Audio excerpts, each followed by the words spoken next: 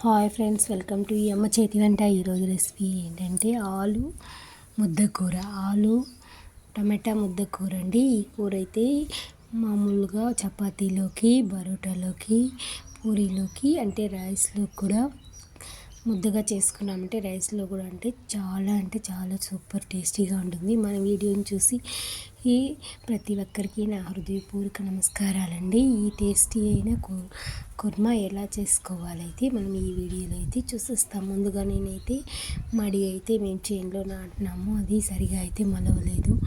నేను ఇంకా మలవలేదు కాబట్టి ఇంట్లో ఆవులు ఎండాకాలం పట్టిపోయింది కాబట్టి ఆవులకు పచ్చి కసు కూడా కష్టమైపోయింది.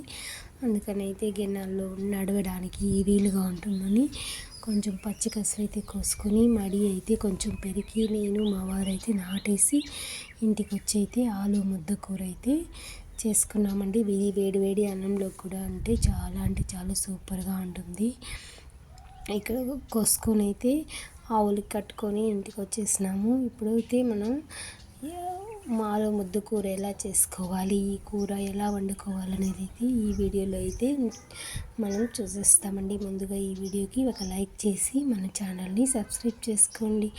మరి మంచి వీడియోల కోసం ఇక్కడైతే నేను 1/2 kg ఆలుగడ్డలు అయితే తీసుకున్నాను. 1/2 kg ఆలుగడ్డలకి 1/2 kg టమాటాలు అయితే తీసుకున్నాను. 2 పెద్ద ఆనియన్లు అయితే తీసుకొని కడిగి వాష్ చేసి కట్ చేసి అయితే పెట్టుకున్నాను. ఇప్పుడు గిన్నె పెట్టి 3 టేబుల్ స్పూన్ ఆయిల్ అయితే వేసుకొని పోపు దినుసులు అయితే వేసుకున్నాను. ఆయిల్ వేసి పోపు దినుసులు ఇంట్లో చిట్టుపట్టలు ఆడిన తర్వాత మనం ఇందులోకి అల్లం వెల్లుల్లి పేస్ట్ అయితే వేసినాను. అల్లం వెల్లుల్లి పేస్ట్ మనం ఆనియన్ వేసిన తర్వాత వేసుకుంటే కూడా చాలా అంటే మాడకుండా మాడ వాసన రాకుండా బాగా ఉంటుంది. కానీ నేను ఇక్కడ ఫస్ట్లోనే అయితే అల్లం వెల్లుల్లి పేస్ట్ కూడా అయితే వేసేసి ఫ్రై అయిన తర్వాత కట్ చేసుకున్న ఆనియన్ అయితే వేసుకున్నాను. ఆనియన్ బాగా ఫ్రై చేసుకున్నది కొంచెం హాఫ్ బాయిల్ ఫ్రై అయిన తర్వాత కట్ చేసుకున్న టమాటాలు అయితే కూడా వేసుకునేసి బాగా ఫ్రై చేసుకోవాలి. మూత పెట్టి 2 నిమిషాలు లో ఫ్లేమ్లో ఉంచితే టమాటాలు అయితే బాగా కుక్ అయిపోతాయి, మెత్తగా ఉడికిపోతాయి. ఇప్పుడు మనం బాగా గరిటెతో అయితే నలుపుకుంటే టమాటాలు అయితే బజ్జిగా అయితే తయారైపోతాయి.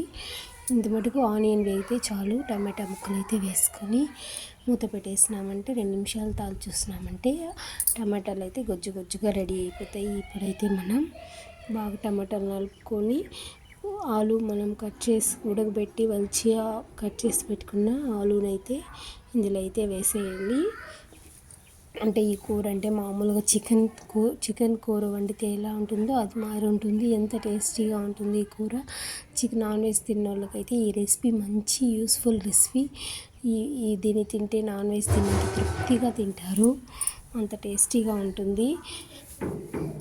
మేమైతే ఎప్పుడైనా నాన్ వెజ్ నాటికి ఇలాంటి కూర వండుకుంటే నాన్ వెజ్ అంత టేస్టీగా అయితే సూపర్గా ఉంటుంది. దీంట్లో నాన్ వెజ్ వేసే మొత్తం రెసిపీస్ అయితే ఇందులో నేనైతే యూస్ చేస్తాను. ఇప్పుడైతే పసుపు, కారం అయితే 1 స్పూను, ధనియాల పొడి 1 స్పూను, హోమ్మేడ్ గరం మసాలా అంటే లవంగం, ఇలాచి, పట్ట మొగ్గ అంతా వేయించి పౌడర్ చేసుకున్నది. హోమ్మేడ్ మసాలా పౌడర్ అయితే 1 స్పూను, ధనియాల పొడి 1 స్పూన్ అయితే వేసుకొని, చికెన్ మసాలా అయితే 1 స్పూన్ అయితే వేసుకొని బాగా వేడి మీదనే బాగా పచ్చి వాసన పోయే వరకు అయితే ఫ్రై చేసుకొని కొన్ని నీళ్ళు పోసుకుంటూ ముద్దగా అయితే కలుపుకుంటూ ఉడకబెట్టుకుంటూ ఉండాలి. కొంతసేపులో అయితే కూర అయితే ముద్దగా అయిపోతుంది. కింద మనమైతే స్టీల్ గిన్నె అయితే ఎప్పుడూ కూర వండేదానికైతే పెట్టకూడదు. ఎందుకంటే ఇది మాడు వాసన వస్తుంది. కొంచెం మాడినా మరి మాడు వాసన వస్తుంది. కాబట్టి మనం ఇత్తడి కళాయి అయినా సరే, ఇనప కళాయి అయినా సరే, లేకపోతే పెనం అయితే యూస్ చేస్తే బాగుంటుంది.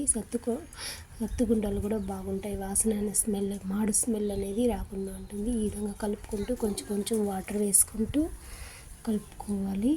ఇక్కడ నేనైతే కొంచెం గ్రేవీ కోసం ఒక 2 టమాటాలు అయితే మిక్సీకి వేసుకొని ఇందులో అయితే కలుపుకున్నాను. ఇప్పుడు గ్రేవీ అయితే మనకు రెడీ అయిపోయింది.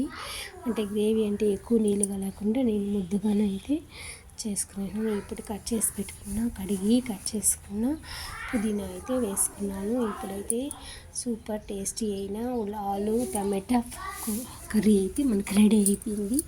ఈ కర్రీ అయితే పరోటా, చపాతీ, పూరి, రైస్లోకి అయితే చాలా అంటే చాలా బాగుంటుంది. మీరు ట్రై చేయండి. మీకు ఎలా వచ్చిందో కామెంట్ చేయండి. ఈ వీడియో నచ్చితే లైక్ అండ్ సబ్స్క్రైబ్.